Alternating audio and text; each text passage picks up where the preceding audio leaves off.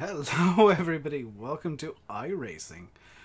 This is a race from Mosport or Mosport, whichever takes your fancy, International Raceway in Canada. Skip Barber's 16 laps. I did this last night as I'm recording, actually 2 days ago now. I am in the number 1 car, which is just about to come through your screens. Yes, it's a Jordan 191 wannabe. So these are Skip Barbers. They're kind of very basic driving school open wheel cars. They can take a good hit. They're not weak at most of the time. Yeah, you can do some good racing. You can see there it's kind of wheel to wheel. There's a guy, 2 guys got off in the grass, one of them backwards. As I'm just kind of keeping it nice and steady in 4th just by qualifying. I think it was 6th or 7th.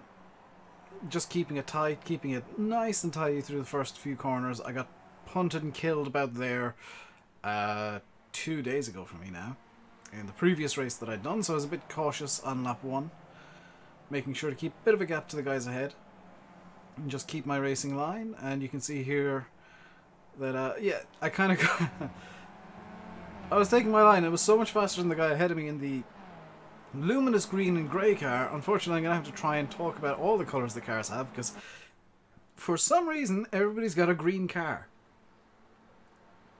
that gets into interesting things. You can see that slipstreaming is a pretty major thing in the Skip Barbers. The slipstream in these things is insane, and yes, that's 3 wide.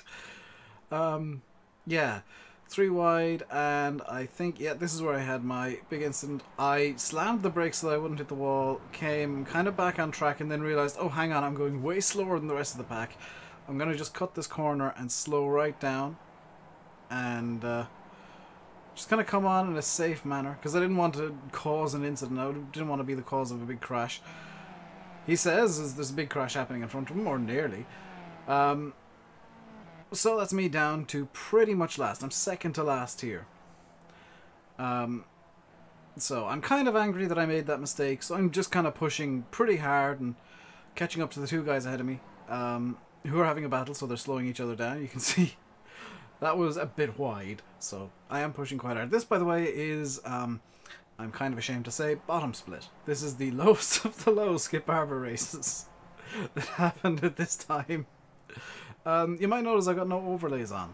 That's intentional. I don't want to show my real name or anybody else's name, because iRacing doesn't, like, it's technically against iRacing terms of service to talk about other people, especially negatively. Like, if I'm praising people, it's fine, but if I'm talking about how bad they are, then maybe not. So the guy in the fake army car, oh god, I think that is actually a US Army paint scheme, went off there, and everybody's kind of slow. I'm slipstreaming off whoever I can get a slipstream off. I'm just kind of easing up behind fake Jeff Gordon in the 14, as the man in black yeah, fake Jeff Gordon and the US Army car go off. The man in black is just kind of off to the side for some reason, and I'm just basically at this point trying to keep it clean and not cause problems. I get up beside Army car. I think that's Army car. No, that's the man in black. I apologize. I think that might be John Player Special, but the guy in the green and black car, which is that green and black, the Razor car maybe. I haven't paid close attention to his paint scheme, but I think that might be Razor or Monster Energy. So now I'm last because he's overtaken me. I'm not too upset. I'll just stick behind him for a bit and let people fall off the track, because it's iRacing. People fall off the track a lot, especially in these lower tier, lower iRating races. You can hopefully hear the engines in the background. These things are not very powerful. I can't remember what exactly their power plant is, but it's not good. They're 5 speed. So you can get up to 5th gear, sequential gearbox with a clutch, but it's a dog box. And you can see that the man in black and the fake Razor / Monster Energy car have got together. The man in black is dead. Razor, Monster Energy, I actually didn't realise he caused that until now. So I should have been a lot more scared than I was, and I was very trusting to let him get right up behind me like that, considering he'd literally just punted somebody off the track. And usually somebody causes one accident will cause more. I've completely lost track of what I was saying. Oh, he's got damage. either he's got damage or his car has a really weird setup that's completely different to mine. I think his rear wheel is... Yeah, his rear wheel is cocked, so he is... Oh yeah, he's losing speed everywhere, so I'm just kind of hanging back behind him because I don't want to overtake through turns 1 or 2. The simple reason being they're quite fast and it's really, really easy to lose control in them. Like, I'm intentionally staying behind him here because I know if I try and overtake here, it's going to end in tears. Somebody goes off ahead of me. I can't quite tell who that was. Oh, that was Fake Army Man who's lost his nose in the 12. Fake Jeff Gordon is still just continuing onwards, as there's another guy who actually died in turn 3, who we both managed to get past in the Castrol car, and this is going to set up a battle for the next few laps. Because I was kind of struggling at this point. The incident on the first lap had actually knocked my confidence a bit. I was kind of struggling to get my rhythm together and get my confidence together, and kind of struggling to get lap times together in general at this point. So I just kind of cozy up behind Fake Jeff Gordon, and I don't know if I overtake the Razor Monster Energy car. No, I just kind of cozy up behind the two of them, and I don't want to overtake. Like, I know it looks like, oh, maybe I overtake Fake Jeff Gordon. I can't quite remember what I did here, but I was... Oh yeah, I slowed everybody up because I was trying to be cautious going up the inside. Fake Jeff Gordon was cautious going around the outside, and we both just slowed each other up because we didn't know who was trying to take what position where. That was me going super wide at the second to last turn, which made me very slow through the last turn, so Fake Jeff Gordon gets back underneath me, but I think one of us backs off here in turn 1. I think it's me. No, it's neither of us. And I go way around the outside. Because I'm way around the outside, I'm super slow coming off, and Castro Man and Fake Jeff Gordon both get past me. Fake Jeff Gordon does, Castro Man doesn't, but I'm still slow because this is very much a momentum track. I lost momentum through turn 1, I'm still low on momentum. This is the first point where I'm starting to gain momentum back in turn 3. And it's a bit of a drag up to turn 4 now, which is quite fast. This is basically flat out, as somebody dies horrifically by flipping into the double apex hairpin, which is a pain, and this is just a mess. Just everybody hits everybody, and I slow down to a crawl because I don't want to be part of that accident. I just no thanks. I'm not doing that. So I'm up behind Castro Man, and I think, yeah, I got a bit of a run on him because of the slipstream, and I just breezed past him pretty easily in a straight line because the slipstream is that powerful. The draft in the Skippies is amazing. For anybody who hasn't played iRacing, if you get up to, I think it's D license, it must be D. If you get up to D license, get yourself the Skip Barber. It's one of the few things that pretty much everybody who plays iRacing recommends you get, and you do this series, because number one, the racing is usually amazing. Like, this is bottom split. This is usually just everybody dies and the winner's the last person left on track. There's some amazing racing to come. There's some really, really good racing I had in this race. I enjoyed it so much. But this is basically the point where I just run away very quickly from Castro Man and Fake Jeff Gordon. Which, by the way, that is actually Jeff Gordon paint scheme. I'm not just saying he was acting like Jeff Gordon through the race. No, that's a Jeff Gordon paint scheme.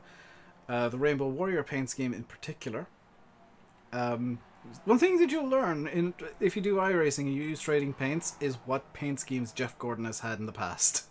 Because every single one of them is on trading paints. Which, by the way, is what I use to get my lovely Jordan 191 paint job. And you can see I've lost a bit of time to Castro Man there, and he's going to actually get past me because I've unfortunately lost enough time that he gets the draft. There's a giant cluster going on ahead of me that I'm just kind of watching from a distance safely and thinking, Castro Man, don't kill me, please. Most of the positions I made up during this race were actually just people falling off the track and dying. Because I lost so much time on turn 1. Or on not turn 1, but lap 1. And then the final lap I'll lose some more time. You'll see why in a bit. But just... like, this is a track that on Monday and Tuesday. Just so you guys get a reference. This is a track that I couldn't do turn 1. I couldn't do turn 2. I could do most of the rest of the track without falling off, but turns 1 and 2, I just had no idea what I was trying to do. And this is a 16 lap race, and I get them right pretty much every lap. Like, I go wide a bit, but you can see what the ideal racing line is from the black mark going around the track. That's basically your ideal racing line in most cars. In some cars you want to go a bit wide, some you want to go a bit tighter. It's kind of like, you know, it's car dependent, but it's a good idea to see where the racing line is. You can see that I'm quite tight there because I know I can hook the drain on the inside of that super fast corner and actually get turned in even better. It does upset the car a bit, but I can kind of manage that just by steering out of it a bit. You can see that despite being in an accident, I'm going to call the lap 1 incident an accident. Despite being in an incident and having been off track, my car's still pretty much perfect. Now, you'll see some cars that are not less than perfect later on. When we get up to the lapped cars who have had accidents, and a lot of lap cars will have been into the pits, got their quick repair, because this series has a quick repair where basically, and I have used this in the race that I had that I died turn 3. There's another guy off. He's probably going to go into the pits and take his quick repair.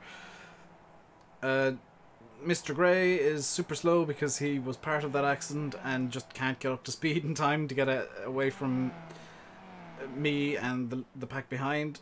Castrol and Fake Jeff Gordon are going to have a nice battle, which will allow me to... I think this is the point where I start getting away and just eking out gaps and just running in clean air, getting my lap times together, and figuring my life out in general. But one thing you learn in the Skip Barbers, I'm going to talk about this real quick. You can tell that I love motorsports by the fact that I'm doing this video. One thing I love about the Skip Barbers is it teaches you racecraft. It teaches you, and you'll see it, I think, a bit later on in the video. Yeah, a bit later on. That sometimes to gain time or to not lose too much time, you've got to lose time really fast. Which sounds nonsensical. But there are certain times where if you take a corner incredibly wide, you can swing back in tightly and just gain back all the time you've lost. And I'll be doing that later on this race because there was somebody coming up behind me, I can't remember who, but I knew they were going to overtake me. I knew that I was going to lose the corner, so I decided, okay, I'm going to just take a wide line and cut tight in the exit and get back onto the racing line as quickly as humanly possible. And you'll see that later on. I'll talk about that a bit more when we get there. But this is kind of where the race kind of settles into a bit of a rhythm for me. You can see that I'm kind of just in my rhythm, getting my laps in. And you can see that despite the fact this is the worst of the worst in this slot, and I mean that in the most respectful way, the slowest of the slowest, everybody's following the racing line. There's nobody like intentionally drifting corners. This isn't Forza, this isn't Project Cars, this is people who actually want to do some motor racing and don't care about drift. Some don't care for drifting, but when they're in this, they don't care for drifting, especially in official series. In hosted races and non-official stuff, yeah, weird stuff happens, but this is an official race. This counts towards iRating and safety rating, all that. You can see there's serious racing. Like, people as strange as it sounds, people are actually racing. Granted, on their computers, when I'm in iRacing, and when I'm racing, and I know this, my super serious face descends, I will drop silent, and I will only talk to people when I'm on a straight. And I don't know if Landy Kid actually knows this, but some of the time, like in practice, I'll talk wherever, but if I'm in a race, I will only ever talk on a straight. Or if I'm in a lot of clean air and know that I can get away with talking for a lap or two and losing a few tenths. But by and large, I will say to the guys on TeamSpeak, and they can vouch for me here, I will say to the guys, I'm in a race, except that I'll be quiet for a bit. Oh my god, somebody behind me spawned. I think that was US, was that Castro Man spinning and nearly killing Fake Jeff Gordon? But here's, oh my god, that's iRacing default paint guy. This is the absolute default paint in iRacing. The blue and red and white. the rare default paint guy. By the way, if you see like he's got a, I remember this dude now. Yeah, this is where some awesomeness happens. This is, I think it takes me a couple of laps for this to happen, but you'll get to see something truly awesome. That I'm genuinely proud of doing. By the way, I'm using, if you're interested, TV1 camera for this entire race. And live commentary, because I can. Granted, this is a replay from last night. So I'm not actually driving at the moment. If I was, I wouldn't be talking. Because I just can't. So I'm using the draft here to just close up on him. I don't want to overtake him on this lap. I just want to get up close to him and sit behind him and watch what he does. Like, I leave off the throttle way early for this turn here. You can see he pulls out a bit of gap. I put it back because I have a kind of a game plan of just watching and seeing where he's weak. And I unfortunately screwed up the last turn, but you can see, because I screwed up and went way tight in the entry, I was tight in the exit too. So I was able to kind of make up time. Turn 1 here is really nice and easy. You just lay off the throttle a small bit, like lift a small bit, and you're kind of good. Turn 2, you're on a crest, you're turning and you're laying off the throttle, you're lifting a full lift at the same time, and boy oh boy does this upset the car as fake Mercedes dies in the grass from spinning off on turn 2, which is surprisingly easy. Unfortunately, I don't know the names of the corners on Mosport. That's something I need to learn in time. Like, if this was Spa, I could probably tell you pretty much all the corner names. I might mix up a few. Like, I always misplace Pouin for some reason. Just every single time in Bruxelles, I screw up. No name every time. I just get really confused with Spa for some reason. But you can see now this lap, I'm really tight behind him, and I can't remember. Yes, I am going for the overtake, and because the draft is so good, and he's actually got wing damage, which does increase downforce, by the way. It increases drag, and I think a bit of downforce, so he's maybe a bit faster through the corners, but a bit more unstable too. Because, you know, there's more downforce on one side than the other, so he's actually more stable through some corners than others. I'm just kind of... Well, I'll be honest, I screwed up there. I just lost my rhythm for one reason or another and screwed up the last few corners, but rhythm is important in racing. It's one thing that a lot of people will tell you that you don't understand at first. There's where I made my big screw up, because I just didn't lift enough. You'll always hear drivers, whether they're virtual sim racers like me, or Jimmy Broadbent, or Empty Box, or Matt Malone, or Jess Brony, or whoever, they'll always say, oh, you need to find your rhythm for the track. And you'll say, well, how is there a rhythm? Like, a rhythm musically is boom, boom, boom, boom, boom, boom, boom, or something, and that doesn't work for racing. Like, there's no track where the corners are exactly the same distance apart. And with racing, it's not an even rhythm. It's kind of boom, boom, boom, boom, boom, boom, boom, boom, boom, boom, boom. You kind of getting a rhythm over the course of a lap, as opposed to corner to corner rhythms. And I think, is this where I start doing my epic thing? No, it must be the next lap. We'll talk about the epic thing when we get there. I've noticed a small glitch in the replay, by the way, where sometimes you'll see grass coming through one of the cars. That's something that I've never noticed before, because I've never watched a replay like this.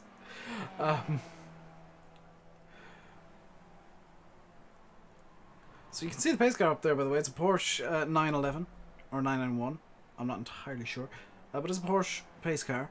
It used to be a Ford Mustang, but they inexplicably repainted the Mustang one year, and then the next season it was like a Porsche. And as far as I'm aware, nobody ever referenced that in iRacing, or from iRacing. It's just like, hey, we've changed the pace car. Okay. Okay, that's the thing now. So this I'm gonna do a little kind of iRacing for Dummies thing. This is your first time racing or watching iRacing. It's a paid service. It's $12 a month. You can find promo code pretty much everywhere to get, like, for new members, your first 3 months for $5 and a car. Apart from like the beginning stuff that you get for free. You get, to begin with, you basically start off racing on the road side, which is what the side that I race mostly on. You begin usually with the Mazda MX-5 Global Cup car.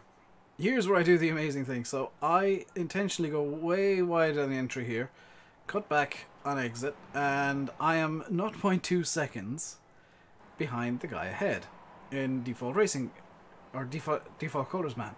There, I've just realised that's Castrol Dude. Castrol Dude has died and come back to life a lap down. So, a little thing here. I spent, and I can tell you this for a fact because I was checking my relative box. I spent a full lap. This full lap, I managed to manage the gap to 0.2 seconds for the entirety of the lap. And the reason I did that was basically to scare this guy. Because I wanted to get the position aggressively, but not hit him. And the best way to get things aggressively in racing is to just be up in their grill. Or in this case, their gearbox. You can see the few different lines that people have through that corner there. I've got about 3 that I use, depending on how my entry goes. And they're all kind of about the same for exit. So I'm just kind of easing up behind him. And I don't know if I get past him. I think I might get held. Oh no, I got a bit nervous because I was on the outside and let him back through. Kept to the 0.2 seconds, and he fell off the track because I'd scared him. Oh my god, that was close! Oh, that's the first time I've seen that. Oh. One thing you should know about iRacing is there is only one camera you can use while racing, and that is the cockpit camera. Now, I've got mine zoomed quite far in. My FOV is quite low because I want to see my braking points and my turning points and where my wheels are going. I didn't realise I got that close to him. I could have died there. So yeah, that was incredible luck. Now I am just basically on a bit of a rampage, catching up to Castrol Man again, and I just want to catch up to the back of this group and see what I can do and if I can do anything at all. And this is basically going to be the rest of my race, is just running up behind these guys. We're coming up towards the end. Just running up behind these guys, getting as close as I can, going as fast as I can, keeping the car on the track. You can see that my turning is like destroying the front tires, but I don't mind because it's only a sprint race. No refueling required, no pit stops required, no anything. It's just start the race and 16 laps later you're done. The guy leading this group has a broken front wing somehow. I think he might have bumped somebody, but you can see my car is still in pristine condition. I've had an off, and it's still not smooth sailing from here, but I had an off and the car's still pristine. I've been very careful to avoid accidents. I heard somebody dying to the left, so we might see a dead car here in a second. Yep, sat in the middle of the road, and magically he's gone because he's held down the escape button or Alt F4, one of the two. Yeah, he got towed back to the... Oh, wait, is that him there with no nose? And if this is what I think it is, yep, this is the last lap. And on turn 1, I spin out and nearly kill the guy with no nose. Because I got a tank slapper on. A really bad one. Now, he was 3.5 seconds ahead of me. He still is, I think, at this point. And now I'm angry because I've made a really dumb mistake. And I've got myself angry for making a really dumb mistake. The car, by the way, is still in pristine condition despite being off on the grass twice. But the gap behind me is so big that it's not going to be overcome. There's default paint guy again. He's not going to catch up to me. I'm probably not going to catch up to Lime Green Man, but I'm going to push as hard as I can to see what happens. And this happens. Lime Green Man goes off the track. I'm basically running full steam from the hairpin.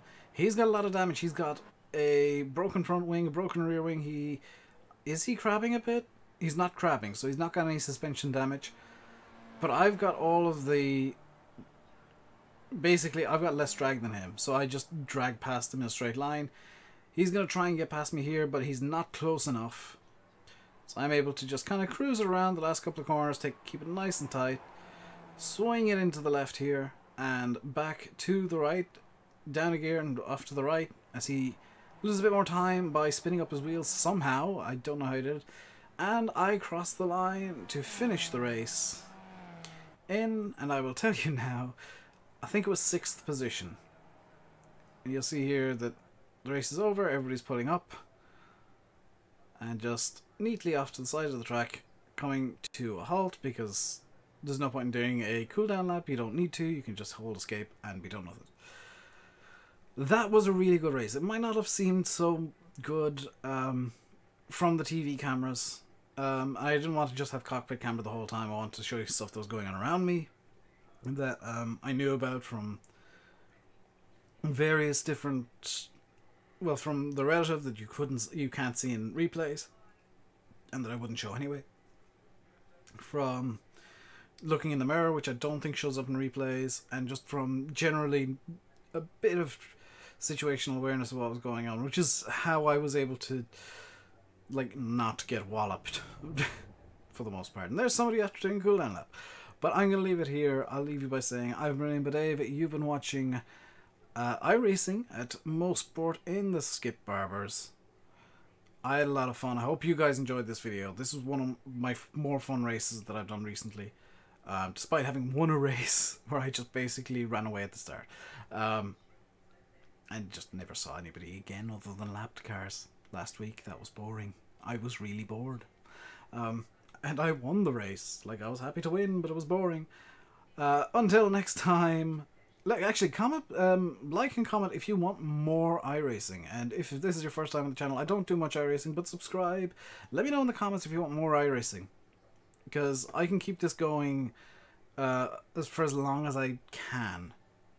I can keep this going for a few weeks with the Skippies, then I'll have to go to like the Mazdas or the Rough Cup or something for a couple of weeks while the Skippies are on tracks that I don't own.